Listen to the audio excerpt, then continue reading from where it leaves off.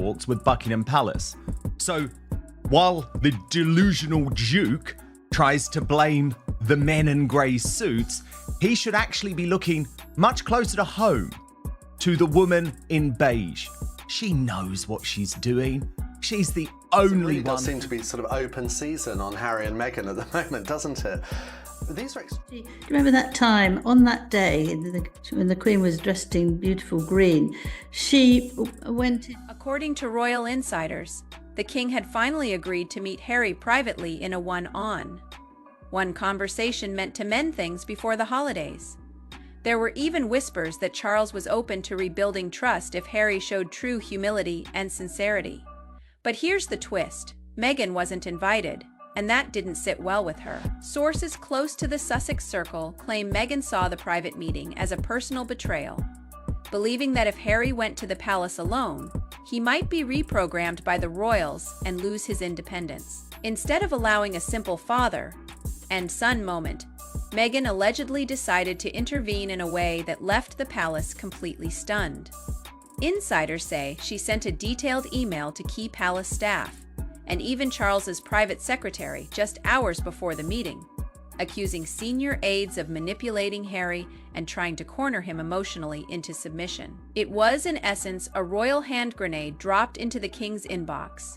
The tone of the email was cold, defensive, and filled with warnings about psychological harm and media exploitation, even hinting that any mistreatment of Harry would be publicly exposed, a clear threat to go nuclear once again. So when Harry arrived at Clarence House that morning, instead of a warm reunion, he walked straight into turmoil.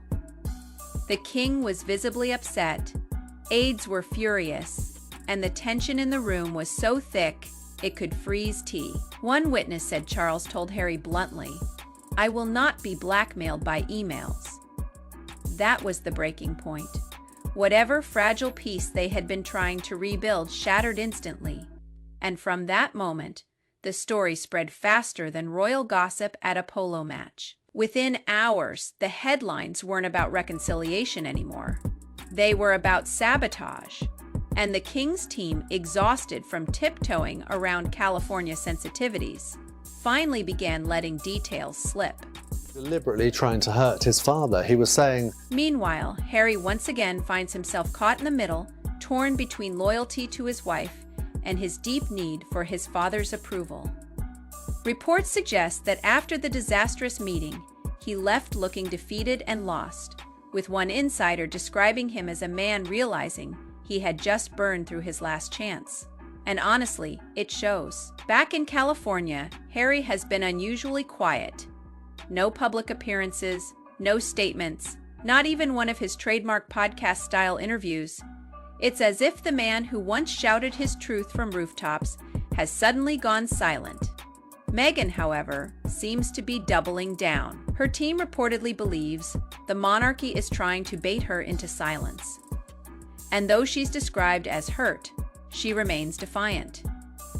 Insiders claim she's already exploring ways to reshape the narrative, possibly through another sit-down interview, or even a documentary series highlighting her humanitarian work. Yes, you heard that right. While the palace regroups, Meghan might be preparing for part 3 of the royal reality saga. The timing makes it all the more shocking. The royal family had hoped this meeting would be a turning point, especially after the king's recent health concerns and his wish to bring the family together before the holidays. But instead of healing, the result was chaos, leaks, and email scandals. The irony is that Meghan's latest intervention may have caused more damage than she ever meant to. Palace aides are now reportedly discussing removing the couple's remaining royal privileges, including the use of certain titles and the occasional invitations they still receive. They're urging the king to make it official, a complete royal cutoff with no more half measures. According to one report, Charles confided to close friends, "It's time to protect the institution, not the individuals who reject it." Strong words from a monarch known for his patience. But even kings have limits. What's unfolding now is the slow motion collapse of what could have been a historic reconciliation, turning instead into yet another cautionary chapter in the ongoing saga of Meghan and Harry. because somehow every bridge they cross ends up burning behind them. Simon, I pointed out there that Prince Harry, via a spokesman, released a statement where he... And this latest act of sabotage might be the one that seals their fate. Not just with the monarchy, but with a British public already exhausted by the drama. Because let's be honest, when you start responding to peace talks with email bombs, even the most forgiving audience begins to lose patience. This time, the palace wasn't just hurt, they were done. Meanwhile, in Montecito, the mood was completely different. The golden California sunlight glowed over the Sussex mansion, but inside it was chaos. Meghan paced the living room, phone in hand, scrolling through headlines that once again painted her as the villain. Sabotage, email leak, King Charles cuts off Harry. It was everywhere. Her carefully crafted image as a misunderstood humanitarian was collapsing faster than one of her failed podcast deals. And this time, it wasn't just tabloid noise. It was royal-level fallout. According to someone close to their circle, Meghan was furious, convinced that palace insiders had deliberately leaked her private email to make her look manipulative. But here's the real twist. Even Harry wasn't sure what to believe anymore. Since returning from London, he'd barely spoken. The visit had been humiliating. He'd gone in hopeful, desperate for peace with his father, only to come back looking 10 years older and utterly defeated. For once, the cameras didn't capture the confident rebel prince. They caught a man who finally seemed to realize just how far from home he'd drifted. Reports claim Harry eventually confronted Meghan about the email that had sparked the entire fiasco, asking why she'd sent it and why she couldn't let him handle things himself. But instead of a calm discussion, it exploded into an argument. Sources say Meghan broke down in tears, insisting she'd only tried to protect him from being trapped by his family. She accused the palace of gaslighting them and warned Harry that they'd destroy him the moment he lowered his guard. Harry's reply, though quiet, carried the weight of exhaustion. "They didn't destroy me, Meg, we left them." The silence that followed, insiders say, hung in the air like thunder. While tension filled the Sussex home, the palace moved with cold precision. King Charles, long known for patience and restraint, had finally drawn a line. Reports surfaced that he held a private meeting with senior advisors and royals, including Prince William and Queen Camilla, to address the ongoing Sussex dilemma. For years, he had resisted his staff's advice to formally distance the crown from Harry and Meghan, fearing it would close the door on reconciliation forever. But after this latest debacle, that patience had vanished. Insiders revealed the king's team is now creating a new communication protocol that cuts the Sussexes off entirely from royal channels.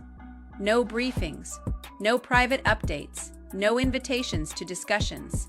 They are, in effect, being treated as outsiders. Meghan's interference didn't just derail peace, it sealed their exile once and for all. The British press erupted with the story, flooding headlines and talk shows with predictions that this was the end of the road. Columnists, commentators, and even former palace staff weighed in, with one royal expert bluntly declaring, this was the king's final olive branch, and it was stomped on. While Meghan's defenders in Hollywood tried to frame her as a woman bravely standing up to a manipulative institution, the public wasn't convinced. Social media exploded with memes mocking her email as a declaration of war, while others ridiculed her for trying to protect Harry from his own father, like he was a rebellious teenager. Even the American media, usually more sympathetic, began shifting tone. Entertainment outlets started using words like control issues and PR backfire, and some speculated that Meghan's increasingly defensive behavior might scare off future business partners unwilling to get entangled in royal controversy. Through it all, Harry remained silent. No statements, no denials. Not even one of his trademark emotional speeches, just quiet.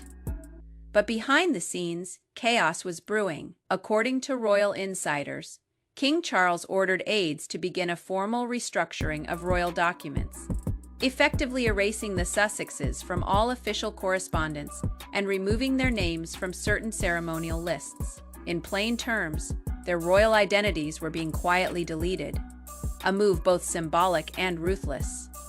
It sent a clear message: we're done pretending. Prince William, meanwhile, was reportedly relieved. He had been urging his father for months to take a firmer stand, arguing that every attempt at reconciliation only led to fresh turmoil. A close friend of William told the press he was tired of watching his father be hurt again and again. For the palace, this was no longer just about managing bad press. It was about protecting the crown itself. With Charles's reign still stabilizing, the last thing they needed was another royal soap opera dragging them down. But for Meghan, the nightmare was only beginning. Once the palace severed all communication, the silence was deafening. No calls, no letters, no gestures of peace. For someone who built her image around being heard, that isolation cut deep. Insiders say she's been increasingly anxious, spending long hours strategizing how to rebuild her reputation and reclaim her narrative. She's reportedly reached out to old Hollywood allies, hoping to revive her media momentum. But the industry seems cautious. After years of controversies from Spotify to Netflix, producers are wary of being caught in royal drama. As one Hollywood PR insider bluntly put it, Meghan's name used to guarantee headlines. Now it guarantees headaches. Meanwhile, Harry faces a different kind of turmoil, caught between the love of his life and the legacy he spent his entire life trying to escape. There are whispers that Harry has been attempting to reach out to his father privately, hoping to repair the damage behind the scenes. But with the palace shutting down all communication, even that may be too little, too late. The cruel irony is striking. Harry's isolation now mirrors what Meghan once claimed to endure within the royal family. Except this time, it is largely self-inflicted. As the weeks pass, headlines begin to fade, but the damage remains. The king has quietly refocused on his duties, appearing composed and unbothered at public events. Yet insiders say he is deeply hurt. This was a man who wanted peace and believed time could mend the rift between him and his son. Now that hope is gone. In the eyes of the palace, Meghan didn't just sabotage a meeting. She sabotaged the last real chance for reconciliation. And judging by Charles's new stance, that door may remain closed permanently. Still, if there is one thing Meghan Markle has shown, it's that she never stays down for long. Rumors suggest she is already developing a new project. Something inspirational and personal. Some say a docuseries, others a book. But whatever it is, it will present her version of events. While she may see it as a path to redemption, the palace will view it as another chapter in the never-ending royal conflict. The truth is, this saga was never about a single email or one meeting. It is the collision of two worlds, duty versus defiance, tradition versus reinvention, family versus fame. And when those worlds clash, someone always gets burned. This time, it appears Meghan struck the match, and the monarchy is finally learning not to reach for the fire,